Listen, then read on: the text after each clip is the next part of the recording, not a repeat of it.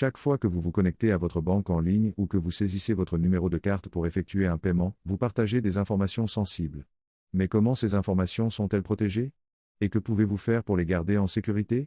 Dans cette vidéo, nous verrons comment la confidentialité, le cryptage, les mots de passe et les habitudes intelligentes s'associent pour protéger votre vie numérique. Commençons par le cryptage.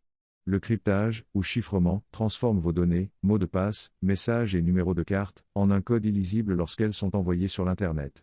Ainsi, même si quelqu'un parvient à intercepter les informations, il ne pourra pas les lire.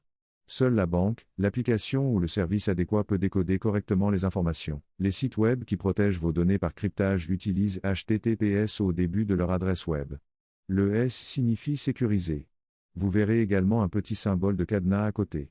Ce sont les premiers signes que le site utilise un système de cryptage et qu'il préserve la confidentialité de vos informations. Mais le cryptage n'est pas le seul moyen de protéger vos informations. Une autre couche de protection importante est votre mot de passe. Un mot de passe fort est comme un bon verrou, il assure la sécurité de votre compte même si quelqu'un devine votre adresse électronique ou votre nom d'utilisateur. Un mot de passe fort doit comporter un mélange de lettres majuscules et minuscules, de chiffres et de symboles. Évitez d'utiliser des noms, des anniversaires ou des mots simples comme mot de passe 123. Il est encore mieux d'utiliser l'authentification à 2 facteurs, parfois appelée 2FA. Il s'agit d'une deuxième étape après la saisie de votre mot de passe. Il peut s'agir d'un code envoyé à votre téléphone, d'un balayage d'empreintes digitales ou d'un numéro provenant d'une application. C'est comme si vous aviez 2 serrures sur votre porte d'entrée au lieu d'une. Même si un escroc obtient votre mot de passe, il ne peut pas accéder à votre compte sans le second code.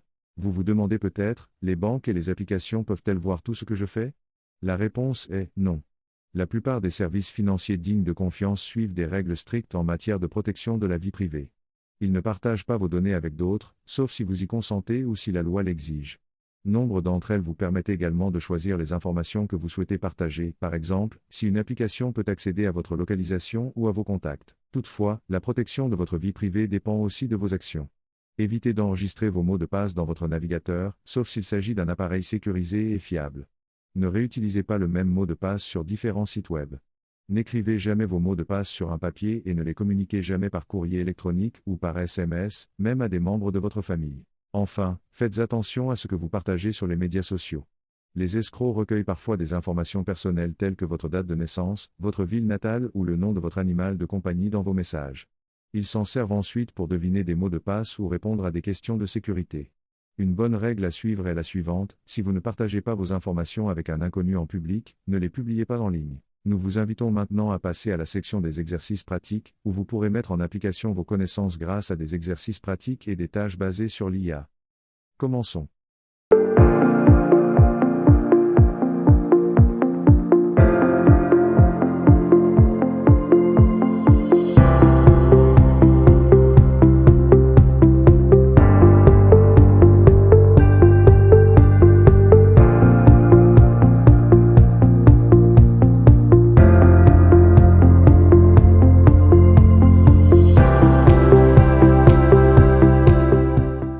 Merci d'avoir regardé cette vidéo. Vous venez d'apprendre comment vos données personnelles et financières sont gardées confidentielles et ce que vous pouvez faire pour les protéger. Dans notre prochaine vidéo, nous partagerons avec vous une liste de contrôles quotidiennes des habitudes de sécurité numérique afin que vous puissiez sécuriser votre vie en ligne au quotidien. C'est tout pour cette leçon. Merci d'avoir participé. Suivez le programme dans le studio pour acquérir davantage de compétences en matière de culture financière numérique. Une fois la formation terminée, vous recevrez le badge numérique prêt à utiliser les services financiers numériques.